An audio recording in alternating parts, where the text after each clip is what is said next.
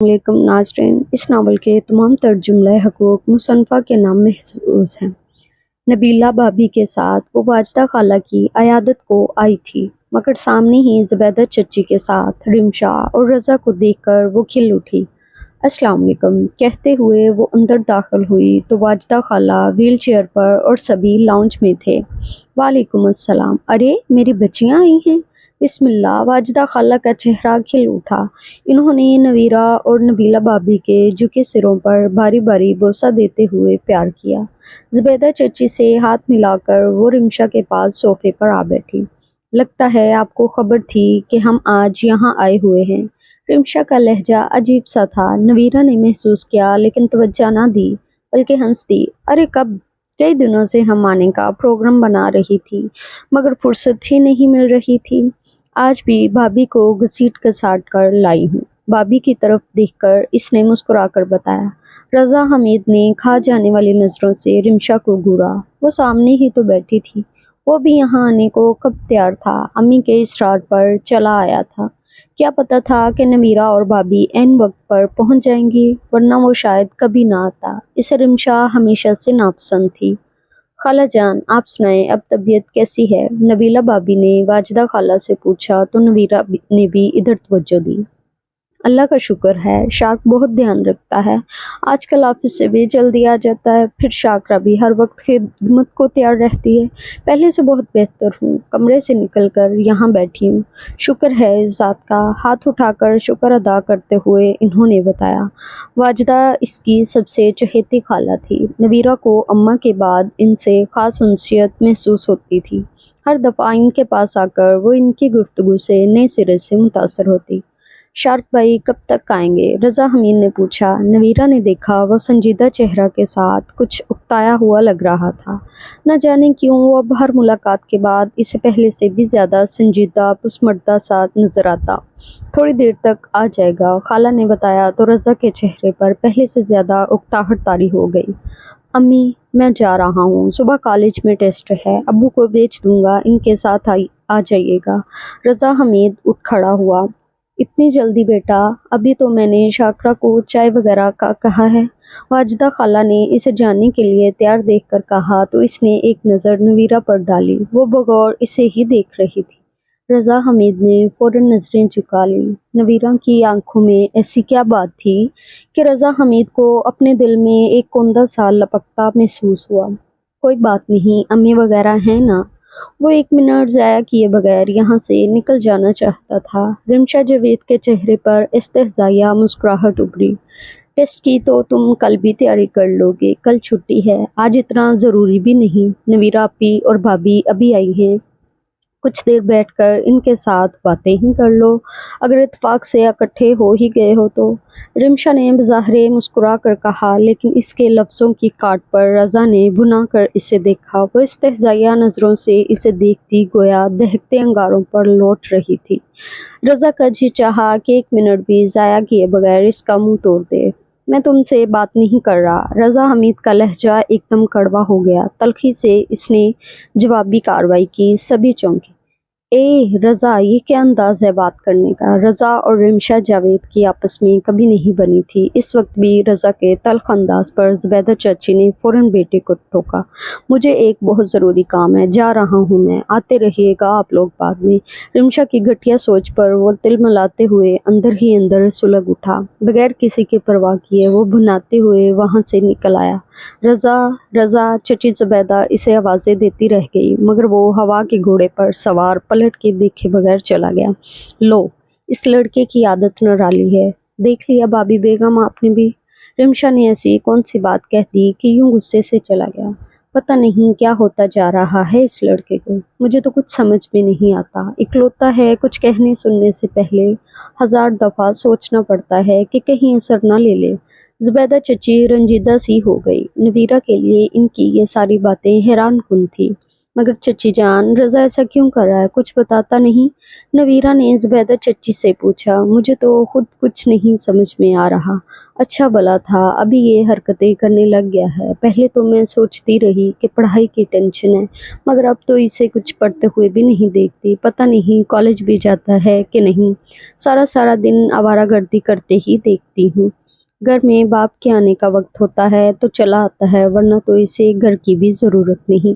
चची ज़ुबैदा अब बाकायदा आंसू बहा रही थी। रिमशा ने होंठ खींच लिए। नवीरा हैरत के समंदर में गोताजन थी। रज़ा बदल गया है, अब इसमें वो पहले वाला चुनचाली, शरारतीपन और अपनायत मफकूद हो गई है। वो भी महसूस कर रही थी, मगर वो घर वालों को इस हद तक डिस्टर्ब कर देगा, इसके तो वहमो गुमान में भी नहीं था। अल्लाह खैर करे। ज़ुबैदा हौसला करो, बच्चा है, ना समझ है, प्यार से समझा बुझा कर पूछो तो सही, कहीं गलत सोहबत में तो उठने बैठने नहीं लग गया। वाजदा खाला बड़े तफक्कर से कह रही थी। पता नहीं भाभी बेगम, रज़ा के बाप इतने गुस्से वाले हैं, इनसे तो जिक्र करना अपनी मौत को दावत देने के मुतरादिफ है। आज भी ना जाने कैसे हाथ लगा था। मैंने कहा चलो 2 घड़ी को साथ मिलकर बैठ लेंगे। ज़बरदस्ती लाई थी, लेकिन एकदम उठ के चल दिया है। रिमशा की बात तो बस बहाना है। इन्होंने दुपट्टे से आंसू साफ करके बताया तो वहाँ मौजूद सबके दिल भर आए।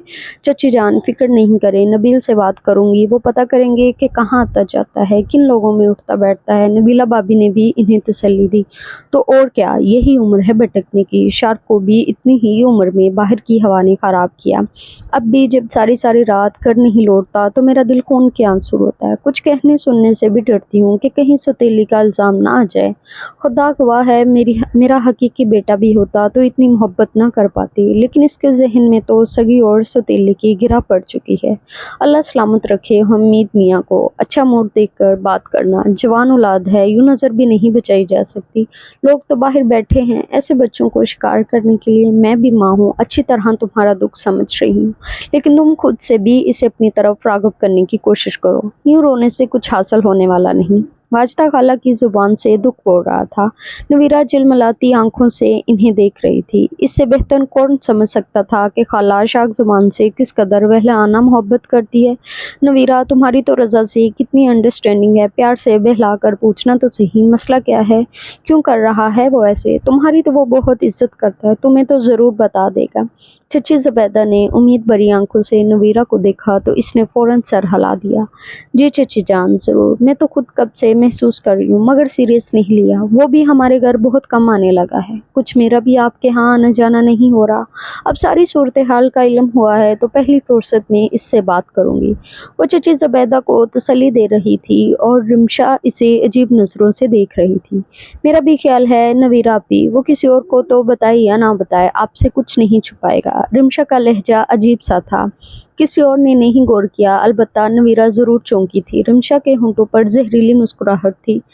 नवीरा जवाबन देख कर रह गई। हाँ, इसमें तो शक नहीं है कि रज़ा को नवीरा से बेहद उनसियत है। इसकी हर बात बिला चूंचड़ा मान लेता है। पहले भी तो जब भी तंग करता था मैं नवीरा से कहती थी, वो इसे सिर्फ एक बार समझाती थी तो वो फ़ौरन सीधा हो जाता था। अब तो मैं इसके सामने तुम्हारा नाम ले लूँ तो इसके माथे पर बल पड़ने लगते हैं। पता नहीं क्या होता जा रहा है इस लड़के को। चची ज़ुबैदा बहुत दिल गिरफ्तार हो रही थी। नवीरा कुछ न कह सकी। बेगम साहिबा, मैंने चाय टेबल पर लगा दी है, शाकरा मुलाजमा ने आकर इतला दी तो वाजदा खाला एक ठंडी सांस लेकर रह गई। शाक नहीं आया अभी तक? शाकरा, इसके मोबाइल पर कॉल तो करो। इन्होंने शाकरा से कहा तो वो फ़ौरन टेलीफोन स्टैंड की तरफ बढ़ गई। तुम सब लोग टेबल पर चलो, मैं फ़ोन सुनकर आती हूँ। वाजदा खाला ने शाकरा को नंबर मिलाते देखकर इनसे कहा, बेगम साहिबा मोबाइल बंद है, कॉल नहीं मिल रही। 1-2 मरतबा मुसलसल कॉल मिलाने के बाद शाकरा ने रिसीवर क्रेडल पर वापस रखते हुए इन्हें इतला दी। पता नहीं क्यों बंद है, अब तो हर वक्त बंद ही रखने लगा है। वो मुतफक्कर सी होकर कहने लगी, होगा कोई ज़रूरी काम इनको, चले आए हम चाय पीते हैं। सभी उठ खड़ी हुई। नवीरा वाजदा खाला की मुतफक्कर सूरत देखकर फ़ौरन इनकी पुश्त पर आ खड़ी हुई। शाकरा को जाने का इशारा करके वो इनकी व्हील चेयर को घसीटने लगी। अल्लाह इस खानदान के लड़कों को अपनी हिफ्ज़ो ईमान में रखे। ज़रा सी शाक को देर होने लगे तो मेरी जान लबों पर आ जाती है, मगर इससे तो परवाह ही नहीं होती। नवीरा खामोशी से इन्हें डाइनिंग टेबल पर ले आई। बहुत खामोशी से आगे कदम बढ़ाते लान की जानब खुलने वाली इस खिड़की के पास से गुजरते उस्मान अहमद के कदम बुरी तरह ठटके थे। सईद अहमद, मैंने हमेशा बर्दाश्त किया है, अब मेरी बर्दाश्त की ये हद है। मुझ पर यूं कीचड़ उछालने से पहले कुछ खुदा का खौफ तो किया होता। रोती से सकती ये ताहरा बेगम की आवाज़ थी, धीमी मगर बहुत वाज़ेह। अंदर गुफ्तगू न जाने किस नहज पर थी, मगर अम्मी की सिसकियाँ उस्मान अहमद को सुनने पर मजबूर कर गई थी। खुदा का खौफ ही तो है, अपने बच्चों का पास है, वरना तुम जैसी औरत के साथ कोई भी मर्द एक लम्हा भी गुजारने का तसव्वुर नहीं कर सकता। ये सईद अहमद की आवाज़ थी, गुस्सीली, ज़ब्त की आखिरी हदों को छूती हुई। उस्मान अहमद ने ज़ब्त से होंठ बींच लिए। इसके वालिदैन ने अपनी अंदरूनी चपकलिश की असल वजह को कभी इनके सामने बरमला आश्कार नहीं किया, मगर क्या इनके रोज़ रोज़ झगड़ों से वो असल वजह ना जान सका था? उस्मान अहमद का दिल लहू लहू होने लगा। सईद अहमद, प्लीज़। अम्मी की ये आवाज़ उस्मान अहमद को ज़ब्त की इंतहा पर पहुंचा गई। ज़रिश नहीं तो फिर कोई भी नहीं, कैसरा की लड़की तो बिल्कुल भी नहीं। अब्बू का वो ही अटल अंदाज था। अगर आपको मुझसे ज़िद है तो फिर मैं कह देती हूँ, फौजिया नहीं तो फिर ज़रिश भी नहीं। मैं भी इस घर में कैसरा की ही लड़की को लेकर आऊँगी। अब्बू के अटल और तो टोक अंदाज पर अम्मी का लहजा भी ज़िद्दी हो गया। तो फिर तुम भी मेरी बात कान खोल कर सुन लो। इस औरत की लड़की को घर लाने से पहले मैं तुमको इस घर से रुखसत कर दूंगा। फिर बेशक बड़े शौक से अपनी शकले कुल बाकिरदार बहन के पास बाकी सारी ज़िंदगी गुजारना, मगर मेरी औलाद का नाम ना लेना। तुम जैसी औरत इन्हें ज़हनी सुख दे नहीं सकी, रूहानी खुशियाँ खाक देगी। सईद अहमद अब्बू की इस धमकी पर अम्मी की बेज़ब्त सी सिसकारी निकली। उस्मान अहमद को लगा जैसे इसके दिल पर घुंसा दे मारा हो। इसी बात पर आकर तो इसकी माँ की ज़िद टूटी थी, और अब मुझे इस तरह ब्लैकमेल नहीं कर सकते, अम्मी कह रही थी। अजीब टूटा सा अंदाज था। फिर तुम भी मुझे ब्लैकमेल नहीं करो। ज़िंदगी जिस तरह गुजर रही है गुजरने दो। हमारा अच्छा या बुरा वक्त गुजर चुका है। ये मेरे बच्चों की ज़िंदगी, और मैं तुम्हें अपने बच्चों की ज़िंदगी से खेलने की इजाज़त कतई नहीं दूंगा। ये बात अपनी हमशीरा साहिबा को भी बावर करवा देना, वरना जो बात राख का ढेर बन चुकी है वो कहीं चिंगारियों की ज़रूरत इख्तियार करके तुम्हारे साथ साथ इसे भी ना तबाह कर दे। मैं तो जैसे तैसे करके बर्दाश्त कर गया हूँ, हमारी औलाद ये सब बर्दाश्त नहीं करेगी। मेरा तो बरम टूटेगा ही, साथ में तुम भी किसी से आंख मिलाने के काबिल नहीं रहोगी। तेज आवाज में गुस्से से कहा गया। फिर जोर से दरवाजा बंद होने की आवाज आई। अंदर से अम्मी के रोने की आवाजें बाहर तक आ रही थी। उस्मान अहमद जहाँ था वहीं खड़ा रहा, चेहरे पर सोच की परछाइयाँ थी। अम्मी अब्बू की जिंदगी का ये मोड़ इसके लिए बहुत तकलीफदा था। जब तक किसी चीज़ से आगाही नहीं थी कतई ध्यान नहीं दिया था, मगर अब ये बात वाज़िया और साफ साफ सामने आ रही थी। वो क्यों कर रुख फेर सकता था? जहनी खलफशार एकदम बड़ा था। बचपन से ही सब कुछ चलता आ रहा था, मगर अब तो इंतहा थी। उस्मान अहमद अपने कमरे में जाने के लिए पलटा, मगर अपने सामने खड़े वजूद को देखकर ठटका। आधी रात से ज्यादा का वक्त गुजर चुका था। इसे यूं सामने देखकर हैरान हुए वो शर्मिंदगी से सर झुका गई। आप लॉन में टहल रहे थे, मैंने अपने कमरे की खिड़की से देखा था। मैं तो बस यूं ही आ गई, नींद नहीं आ रही थी इसलिए। मगर इस मगर के बाद क्या था? उस्मान अहमद खामोशी से इसे हाथ मसलते देखता रहा। नींद क्यों नहीं आ रही? इन्होंने इस्तफसार किया। पता नहीं, बराया हुआ लहजा था। उस्मान अहमद को दुख ने आ घेरा। वो पलके झुकाए आंसू पी रही थी। इनके माँ बाप अपने साथ साथ अपनी औलाद को भी ज़हनी अज़ियत से दो चार कर रहे थे।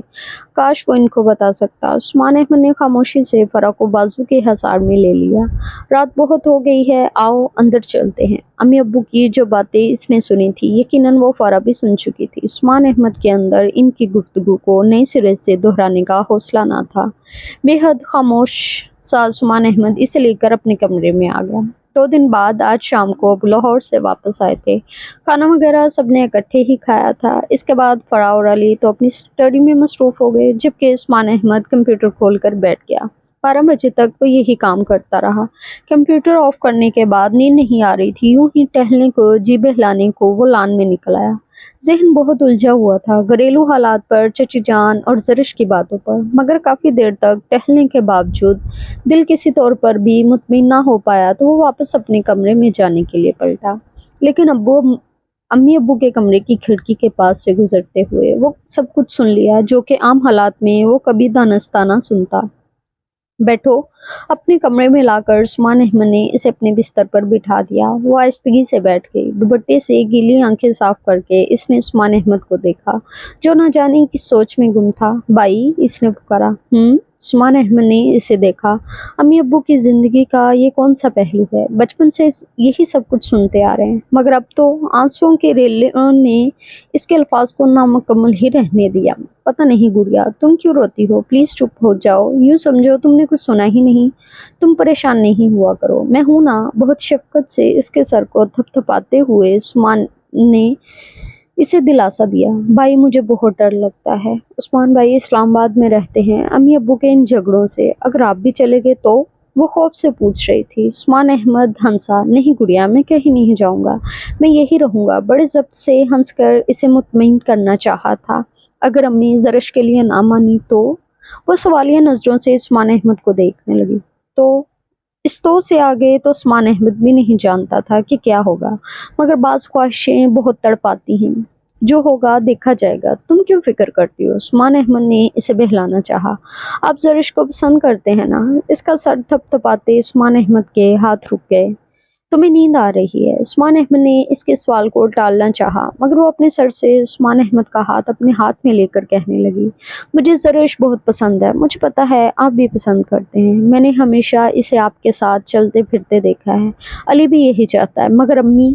اس کی آنکھوں میں خوف کے سائے لہرانے لگے۔ عثمان احمد نے بغور دیکھا۔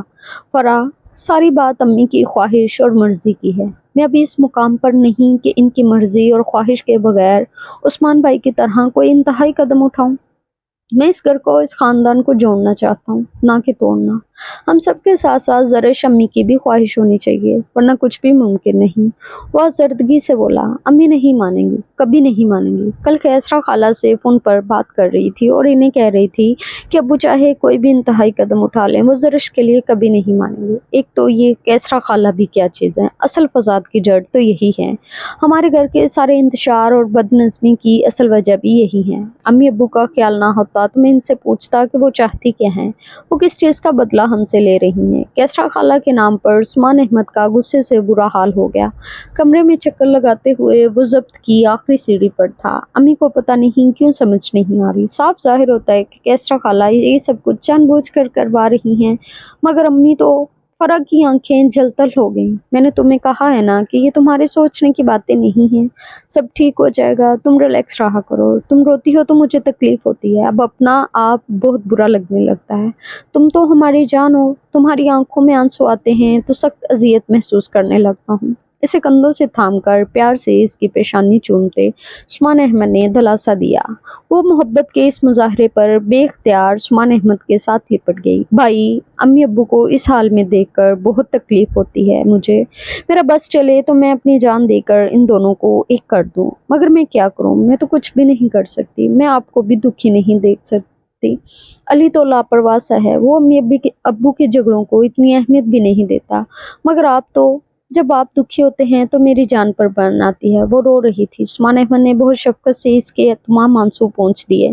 بس رونا نہیں، بہت رات ہو گئی ہے، جاؤ جا کر سو جاؤ، صبح کالج بھی جانا ہے۔ امی ابو کے یہ جھگڑے اب روز کا معمول ہیں، ٹینشن لو گی تو بیمار پڑ جاؤ گی۔ عثمان احمد نے اسے سمجھایا، پھر اس کا سر تھپک کر اسے جانے کو کہا۔ اگر مجھے نیند نہ آئی تو؟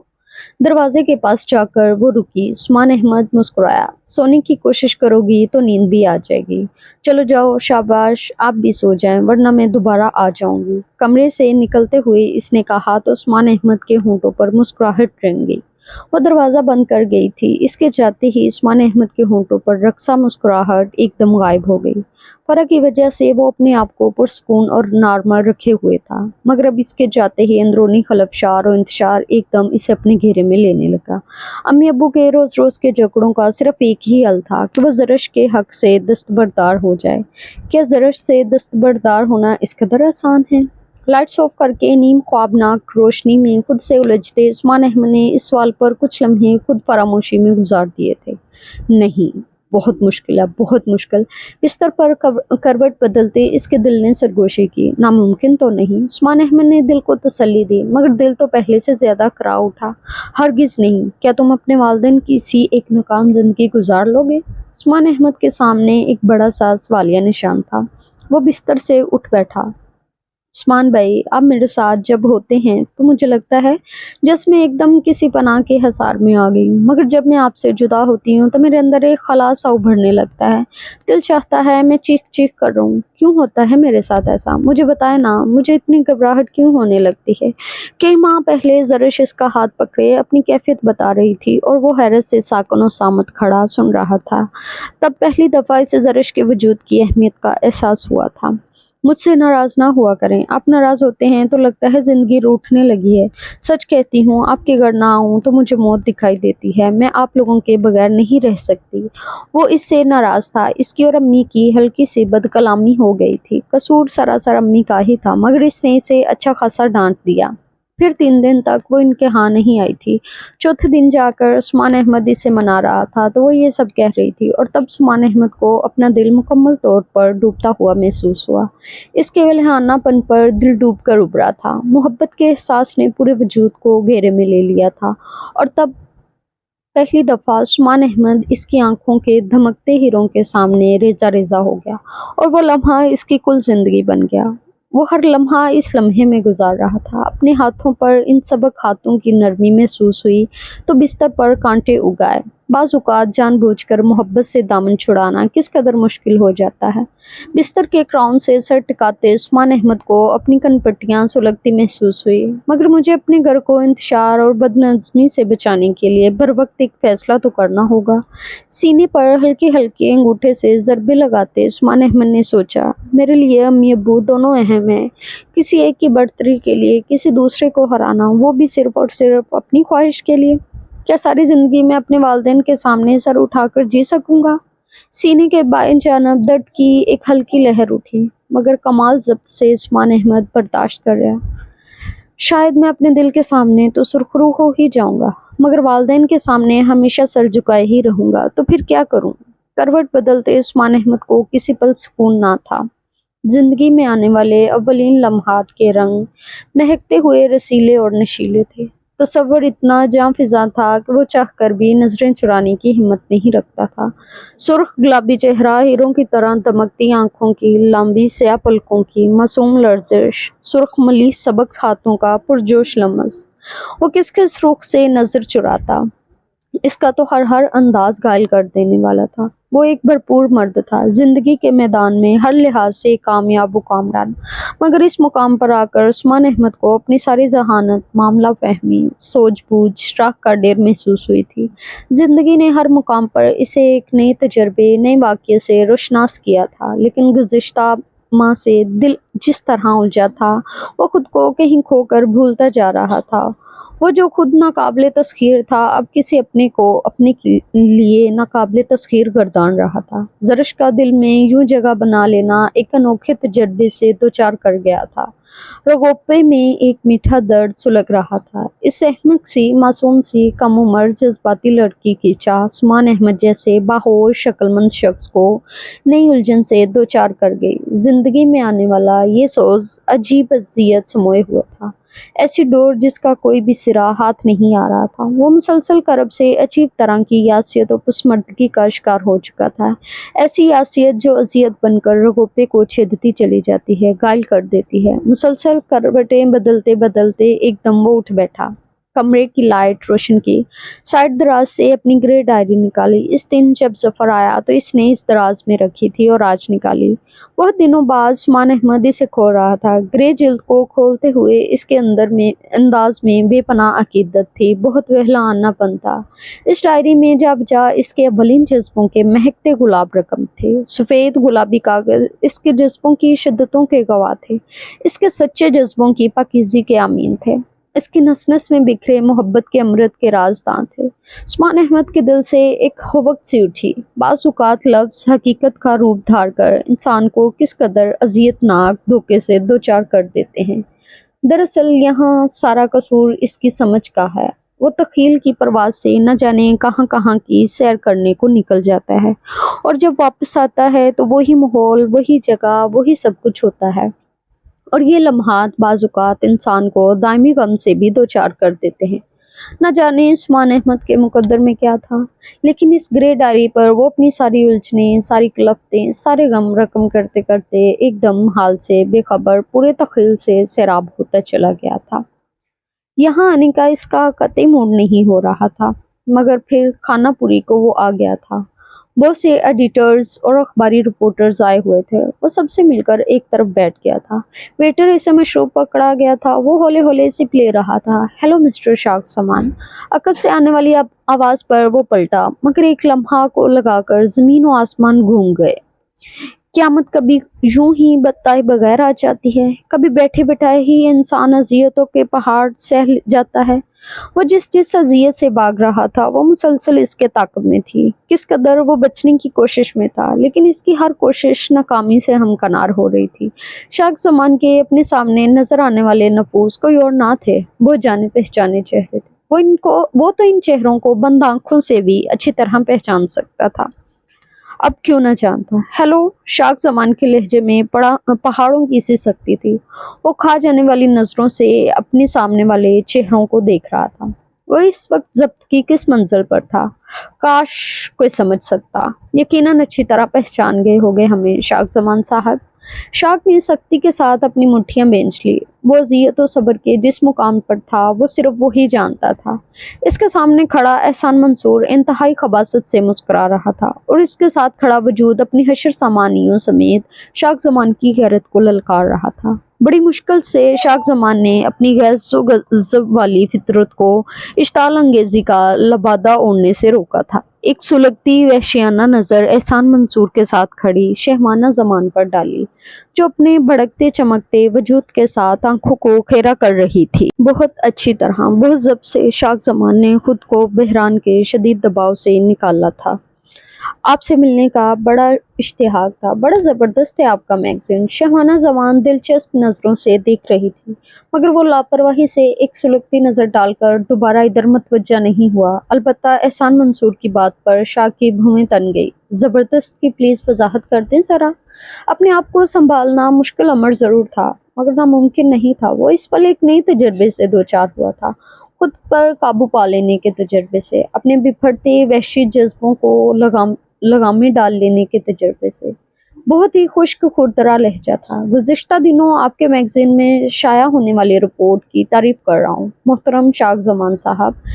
احسان منصور اسی طرح چرکے لگا رہا تھا۔ شاخ زمان کو لگا جیسے اس کا سارا ضبط بے ربط ہونے کو ہے۔ اختیار ایک دم بے اختیاری کی کیفیت میں ڈھلتا چلا گیا تھا۔ شاخ زمان کے لیے اس لمحے اپنے آپ کو سنبھالنا مشکل ہونے لگا۔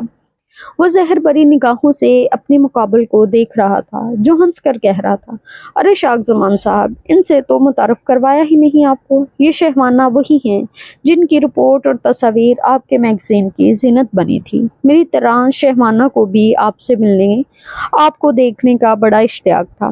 شومئی قسمت کہ آج کی تقریب میں موقع بھی مل گیا۔ ویسے تعارف کی محتاج تو نہیں، ہمشیرہ ہوتی ہیں آپ کی۔ شاخ زمان کو لگا جیسے سامنے کھڑے شخص نے اس پر کھولتا ہوا پانی انڈیل دیا ہو اور وہ جلنے لگا ہو۔ Shut up! وہ ایک دم پھنکارا۔ ارد گرد لوگ جمع نہ ہوتے تو اس شخص کا منہ توڑنے میں ایک لمحہ نہ لگاتا۔ بمشکل اپنے اٹھتے ہاتھوں کو وہ قابو میں رکھے ہوئے تھا۔ ارے آپ تو خفا ہو گئے، مجھے بھی پتہ نہیں تھا۔ یہ تو مختلف لوگوں نے بتایا کہ آپ شاخ زمان ہیں، اور میرے والد نے بتایا کہ آپ شہمانہ کے بھائی ہیں۔ یقین مانیں بڑی خوشی ہوئی آپ سے مل کر۔ شاخ زمان نے ایک اشتعال انگیز نظر ڈالی۔ وہ شخص مسکرا رہا تھا۔ اس کے ساتھ کھڑا وجود دلچسپی سے ہونٹوں پر دھیمی مسکراہٹ سجائے اسے دیکھ رہا تھا۔ شہمانہ زمان کی مسکراہٹ نے جلتی پر تیل کا کام کیا تھا۔ Shut up! میں کسی شہمانہ کو نہیں جانتا، سمجھے تم؟ آئندہ میرے سامنے آنے کی قطعی کوشش نہ کرنا، ورنہ زمین میں زندہ کاٹ دوں گا۔ صرف ہاتھ اٹھانے کی کسر رہ گئی تھی۔ فنکار تھے، لب و لہجے میں ایک دم کہہ کر راستے میں آنے والی ہر شے کو ٹھوکر مارتے وہ وہاں سے نکل آیا۔ وہ اپنے پیچھے احسان منصور کے مکروہ کہکہوں کی آواز بخوبی سن رہا تھا۔ دل چاہ رہا تھا کہ پلٹ کر جائے اور ایک لمحہ بھی ضائع کیے بغیر دونوں کو ڈھیر کر دے۔ یہ شہمانہ زمان ہے۔ گاڑی پارکنگ ایریا سے نکالتے ہوئے احسان منصور کی آواز اس کے دماغ پر हथौड़े बरसा रही थी। वो कभी सोचता कि अगर जिंदगी में इसकी माँ का इससे सामना हो गया तो वो क्या करेगा। जब से शहवाना की रिपोर्ट मैगजीन में छपी थी तब से वो मुसलसल इसी अजियत में था कि अगर इन माँ बेटी ने इसके ऑफिस में आकर राब्ता करने की कोशिश की तो वो दुनिया वालों को क्या जवाब देगा, कैसे इनसे अपने तलक से इनकार करेगा। और आज सरेआम एक भरी परी तकरीब में ये वाकया हो चुका था। वो हजारहा ख्वाहिश के बावजूद ना तो एहसान मंसूर का गला दबा सका और ना ही शहवाना का मुंह तोड़ सका था। किस कदर तमस्खराना लबो लहजा था एहसान मंसूर का। गाड़ी चलाते हुए वो सुलग रहा था, किसी भी चीज का होश ना था, बस दिलो दिमाग में झक्कड़ से चल रहे थे। आंधियां सी उठ रही थी। वैसे तारफ की मोहताज तो नहीं, हमशीरा होती हैं आपकी। गूंजती हथौड़े बरसाती आवाज इसके दिमाग की सारी सलाहियतें सलब करती जा रही थी। ये बेचारा शाक है। इसकी माँ एक तवाइफजादी थी, इसके बाप से शादी की थी, फिर शोहर को छोड़कर भाग गई, एक बेटा छोड़ गई, बच्ची को ले गई। माजी में कहे गए किसी के जुमले इसके शरेआनों को फाड़ देने को थे। गुज़िश्ता दिनों आपके मैगजीन से शाया होने वाली रिपोर्ट की तारीफ कर रहा हूँ मोहतरम शाक जमान साहब। स्पीड से गाड़ी दौड़ाते इसकी आंखों के सामने सिर्फ और सिर्फ एहसान मंसूर और शहवाना के चेहरे घूम रहे थे और कोई चीज इसे नजर नहीं आ रही थी। शहवाना जमान गाड़ी चलाते हुए इसने जोर से स्टीयरिंग पर हाथ मारे थे। सामने से एक गाड़ी आ रही थी। रात के अंधेरे में कुछ भी वाजिया नहीं हो रहा था। गमो गुस्से ने दिमागी सलाहियतों को बिल्कुल मफलूज करके रख दिया था। शहवाना और एहसान मंसूर के अलावा इसे और कुछ भी नहीं सूझ रहा था। इससे पहले कि वो घूमते व्हील को काबू में करता, सामने से आने वाली गाड़ी से इसकी गाड़ी बुरी तरह टकराई और एक जबरदस्त धमाका हुआ और इसके बाद मुकम्मल खामोशी थी। वो घर लौटा तो अम्मी और अब्बू रिमशा के सामने ही बैठे दिखाई दिए। रिमशा को देखकर इसे शाम वाली ताईजान के यहाँ की जाने वाली हरकत याद आई, लेकिन हमीद साहब को देखकर वो नजरें झुका गया था। कहाँ थे तुम? अबू भी इसे देख चुके थे, इसलिए पूछा था। हैदर के यहाँ गया हुआ था, सर झुकाए झुकाए जवाब दिया। वो अपने वालिदैन की अकलौती औलाद था, लेकिन इसके बावजूद हमीद साहब बहुत सख्त थे। वो खिलाओ तो सोने का नवाला, मगर देखो शेर की निगाह से कि कायल थे। रजा हमीद इनसे हमेशा बहुत खाइफ रहता था। अगर इनके गुस्से की परवाह ना होती तो अपने और रिमशा के दरमियान मौजूद तल्लक को कब का तोड़ चुका होता। क्या कर रहे थे इसके साथ? इनका तफ्तीशी अंदाज था। अम्मी खामोश थी। इसने यूं ही नजर उठाई तो रिमशा जावेद के होंठों की जहरीली मुस्कुराहट इसे सुलगा गई। काम था एक, इसने तहम्मुल से जवाब दिया। क्या काम था? इन्होंने फौरन पूछा।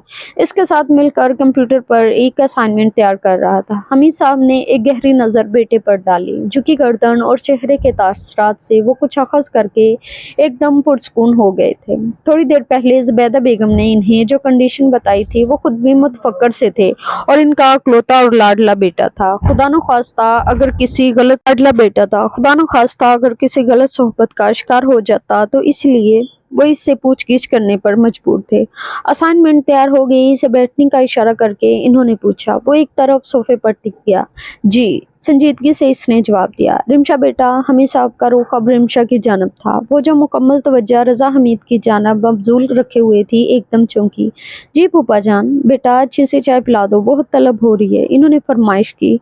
अभी लाई फूफा जान। वो फौरन वहाँ से चली गई। मैं ईशा की नमाज अदा कर लूँ, बहुत देर हो गई है। हमीद साहब ने ज़ुबैदा बेगम को इशारा किया। वो कहते हुए उठी। रजा ने इन्हें लाउंज से निकलते देखा। हाँ बेटा जी, आपकी स्टडी कैसी जा रही है? रजा समझ गया अबू ने इससे बात करने के लिए रिमशा को यहाँ से भेजा और अम्मी भी इसीलिए गई हैं। वो एकदम मुहतात हो गया। जी बिल्कुल ठीक। इसने मुहतात नज़रों से अब्बू के चेहरे के तासरात का जायज़ा लिया। बिल्कुल स्पॉट चेहरा था। हमीद साहब को अपने तासरात छुपाने में कमाल महारत हासिल थी। इनकी अंदरूनी कैफियत का अंदाज़ा कभी भी इनके चेहरे से नहीं लगाया जा सकता था। रजा नाकाम होकर टेलीविज़न की तरफ देखने लगा, जिस पर कोई टॉक शो आ रहा था, मगर आवाज़ बंद थी। मैं कई दिनों से महसूस कर रहा हूँ कि तुम कुछ उलझे उलझे से परेशान रहने लगे हो। क्या बात है? हमीद साहब ने पूछा तो वो चौंक कर इन्हें देखने लगा। जहन इस तरह का शिकार हो गया। वो कुछ पूछना चाहते, कुछ कहना चाहते हैं, वो समझ तो गया था, मगर बात इस मौजू पर होगी। वो हैरत से इन्हें देखने लगा। वो बराह रास्त रजा की आंखों में झांक रहे थे। जैसे कुछ पढ़ने की कोशिश में हो। रज़ा हमीद ने फौरन पलकें झुका ली। अंदर फैलने वाला इंतशार एकदम बढ़ा और बेचैनी हद से सवा हो गई। जी, मैं समझा नहीं। अपने आप का यूं आश्कार होना इसे तो कतई गवारा ना था। इसने चेहरे के उतरते रंगों को नॉर्मल करने की कोशिश की, मगर वो मजीद आश्कार होते गए। सारा सारा दिन और रात गए तक बाहर आवारागर्दियां करना, कोई बात करें या बुलाए तो काट खाने को दौड़ना, इन सब का मतलब मैं तुम्हें समझाऊं या तुम मुझे बताओगे? वो सख्त खुरदरे लहजे में पूछ रहे थे। इनका सख्त दो टोक कोई रायत न देने वाला अंदाज देखकर रज़ा को अपनी जान निकलती महसूस हुई। या अल्लाह, इस सोए हुए शेर को किसने जगा दिया? वो हमीद साहब को सिर्फ एक नज़र देख पाया। वो गुस्से से घूर रहे थे। जी कोई बात नहीं। अंदर से दिल किसी तेज धार से काटा जाने लगा, मगर वो दिल की बात ना कह सका। वो मर भी जाता तो किसी के सामने अपने दिल की बात आश्कार ना कर पाता। तो फिर अपने आप को बदलो। मैं तुम्हें गैर जरूरी काम के लिए बाहर निकलते ना देखूं, वरना नतीजे के जिम्मेदार तुम खुद रहोगे। पहले से ज्यादा गैस भरे अंदाज में वो इसे बावर करवा रहे थे। जी, वो और कह भी क्या सकता था। एहसास से जिल्लत और हद तक से इसका चेहरा सुर्ख हो गया था। अम्मी और इमशा को वो किस खातर में नहीं लाता था, मगर अब्बू, तुम्हारे प्रोफेसर साहब से तुम्हारी पढ़ाई के मुतल्लक मालूमात करने के लिए मैंने थोड़ी देर पहले फ़ोन किया था। इन्होंने कहा कि तुम्हारी पढ़ाई की सूरत हाल बहुत ख़राब है। मैं तुम्हारी हर जायज़ ज़रूरत पूरी करता हूँ तो सिर्फ इसलिए कि तुम मुकम्मल यकसोई और तवज्जो से अपनी स्टडी मुकम्मल करो। अगर तुम्हारा दिल पढ़ाई में नहीं लग रहा तो बहुत आसान हल है, पढ़ाई छोड़कर कारोबार संभालो। तुम्हें भी पता चले कि पैसा कमाना किसे कहते हैं। मगर ये फैसला करने से पहले ये ज़रूर सोच लेना कि तुम्हारे जैसे लड़के को काम के नाम पर सिर्फ मेहनत मजदूरी ही करने को मिलेगी और कुछ नहीं। हमीद साहब इसे भगो भगो कर मार रहे थे। वो सर झुकाए इनकी लानत मलामत सुन रहा था। इसे मुसलसल सर झुकाए देखकर इन्होंने मजीद गुस्सा से और डांट कर कहा, सुन रहे हो जो मैं कह रहा हूँ? जी, फंसी फंसी आवाज़ में रज़ा ने कहा। हमीद साहब को भी एहसास हुआ कि वो इसे अच्छा खासा बेइज्जत कर चुके हैं। थोड़ा सा धीमे पड़े। देखो, ये सब कुछ मैं तुम्हारे भले के लिए ही कह रहा हूँ। दिन रात मेहनत कर रहा हूँ तो सिर्फ और सिर्फ तुम लोगों की आसाइश और सुकून के लिए। अगर तुम पढ़ाई पर तवज्जो नहीं दोगे तो सोचो तुम्हारे क्या हाथ आएगा। आज जिन बातों को तुम लापरवाही कम उम्र की बदौलत नहीं समझ पाओगे, कल को वो एक बहुत बड़े नुकसान की तरह तुम्हें निगलने को बेताब होंगी। इस उम्र में भटकने वाले सारी उम्र पछताते हैं। दिल लगाकर पढ़ाई करो। जो भी मसला है मुझे बताओ, मैं अभी जिंदा हूँ। तुम्हारे तमाम मसले को हल करने की जिम्मेदारी मेरी है। जो भी परेशानी है मुझसे कहो या फिर अपनी माँ को बताओ। कल से तुम नवाज की एकेडमी में रोजाना जाया करोगे, पहले कॉलेज और इसके बाद नवाज के पास रहोगे। मैं इससे बात कर लूंगा। खबरदार, दोस्तों के साथ घूमने फिरने की जरूरत नहीं। डांटते हुए वो इसे मोहब्बत और प्यार से कह रहे थे। जी अच्छा। रज़ा इस कदर इज्जत अफजाई पर धुआं धुआं चेहरे के साथ इनको देखकर नजरें झुका गया। इधर आओ, मेरे पास आकर बैठो। रज़ा की इस कदर इज्जत अफजाई पर, सादतमंदी पर इन्हें भी इसका ख्याल आया तो सारा रोब दबदबा एक तरफ डालकर मोहब्बत से इसे अपने पास आकर बैठने को कह रहे थे। रज़ा आहिस्तगी से उठा और खामोशी से चलता हुआ इनके पास जा बैठा। इन्होंने बहुत शफ़क़त और मोहब्बत से इसे अपने बाजू के हसार में ले लिया। देखो बेटा जी, ये जो उम्र होती है ना, बहुत अजीब होती है। इस उम्र में हर चमकती चीज़ सोना महसूस होती है।